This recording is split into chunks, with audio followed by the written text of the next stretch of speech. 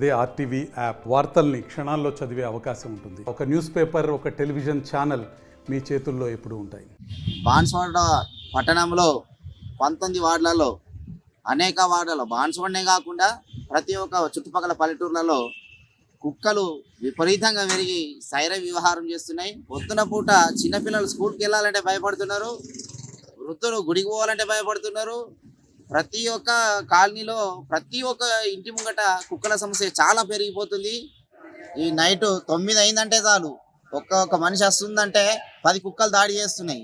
కాబట్టి ప్రజలు చాలా భయాందోళనకు గురవుతున్నారు.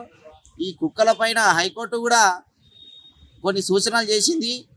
కాబట్టి ఇక్కడున్న బాన్స్వాడ ఉన్న ఈ మున్సిపాలిటీ కుక్కల సంతతి పెరగకుండా వ్యాక్సినేషన్స్ ఇచ్చి ఈ బాన్స్వాడ ప్రజలకు భయభ్రాంతులకు గురి చేయకుండా మున్సిపాలిటీ వాళ్ళు అందరూ చర్యలు చేపట్టాలి. మరిన్ని వీడియోస్ కోసం ఛానల్ ని సబ్స్క్రైబ్ చేయండి. లేటెస్ట్ అప్డేట్స్ కోసం వాట్సాప్ ఛానల్ ని ఫాలో చేయండి.